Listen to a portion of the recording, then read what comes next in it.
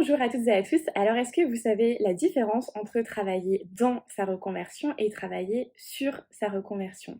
Ce sont deux notions qui sont très complémentaires, mais qui nécessitent toutes les deux d'être prises en compte dans votre propre processus et dans tout ce que vous allez mettre en place au quotidien, et bien pour avancer plus sereinement dans votre projet de reconversion. Donc, c'est parti pour la vidéo du jour.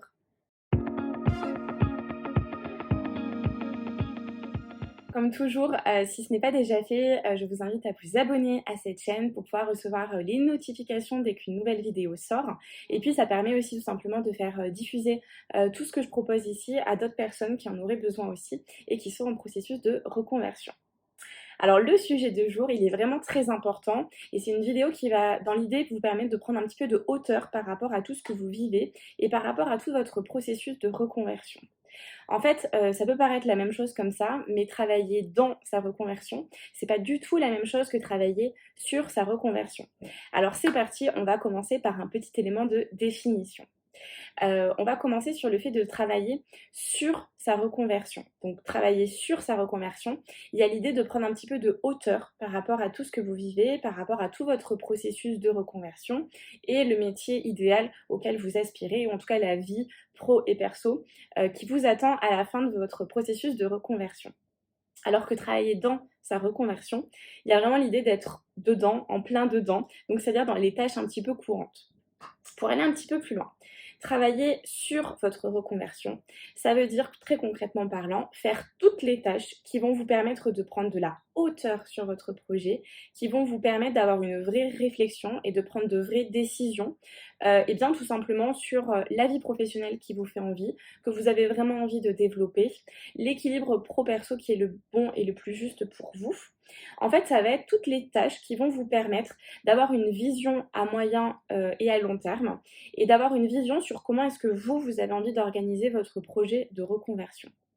Donc par exemple, ça peut être de se poser des questions du style, ben voilà, pourquoi est-ce que je décide de me reconvertir? Quelles sont mes valeurs? Si j'ai pas tout à fait validé mon idée de reconversion, ben, ça va être voilà, est-ce que je suis vraiment sûre de moi? Etc. etc. Quelle organisation aussi je vais pouvoir choisir. Donc c'est-à-dire de réfléchir par rapport au temps que vous avez à allouer chaque semaine pour votre projet de reconversion. Et bien donc du coup ça s'appelle travailler sur sa reconversion.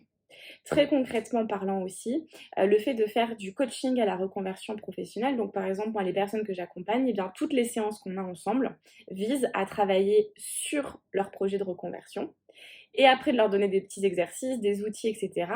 pour travailler in fine dedans et donc accomplir toutes ces petites choses qui permettent de vivre vraiment, de passer de la vision à la concrétisation du projet de reconversion et de la vie professionnelle qui nous fait vraiment envie. Mais voilà, et donc ça en fait c'est vraiment très très important de travailler sur sa reconversion. À l'inverse, pour terminer un petit élément de définition, eh bien travailler dans sa reconversion, ça signifie très concrètement parlant, eh bien faire toutes les tâches qui vont vous permettre d'atteindre la fameuse vision que vous avez envie, la fameuse vie professionnelle qui vous fait rêver et l'équilibre pro-perso que vous recherchez.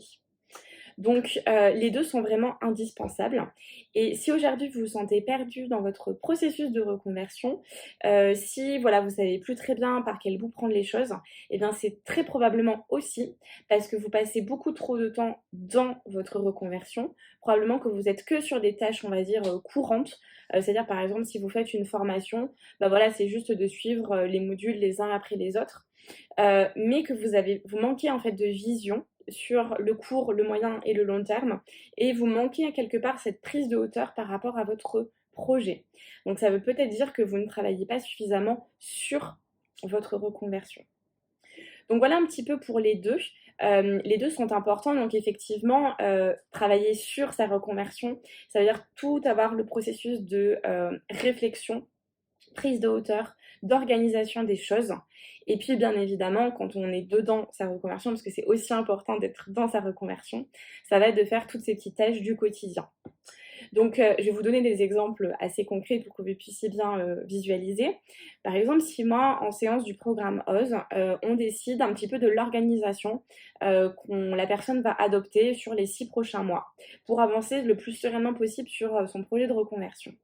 Eh bien, le fait de réfléchir à voilà, combien de temps j'ai à allouer, quels sont les moments de la journée où je vais être la plus productive ou le plus productif, et pour lesquels ça sera bien pour moi d'avancer à ces moments-là dans ma reconversion. Eh bien, tout ça, par exemple, cette réflexion, ce processus de décision, ça veut dire travailler sur sa reconversion. Et donc après, quand la personne, on sort de la séance, qu'on je lui donne les petits devoirs à faire, et cetera, eh bien tous les moments qu'elle va passer effectivement, donc si on décide pour cette personne que je sais pas moi, c'est tous les samedis de 10h à 14h par exemple, eh bien en fait, tout ce que la personne va accomplir de 10h à 14h, donc par exemple, bah là de 10h à 11h, je suis mon module de formation. Après, peut-être de 11 à 12, je fais de l'administratif ou je fais des choses un petit peu paperasse pour mon projet de reconversion, mais qui sont néanmoins nécessaires. Et puis peut-être que de 13 à 14, eh bien, si mon projet c'est lié à l'entrepreneuriat, eh bien, je vais le passer par exemple sur les réseaux sociaux à créer eh bien, de nouveaux posts par exemple. Là aussi, on va être du coup dans le dedans, dans le concrètement parlant. On se met en action et on est en action eh bien, pour faire émerger cette vie professionnelle qui nous fait tant envie.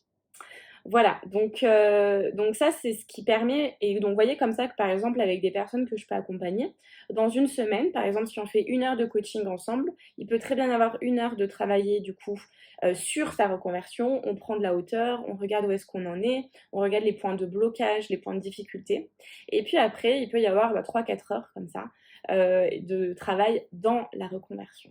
Et pour moi, c'est très important d'avoir les 2, dans une semaine ou en tout cas par mois.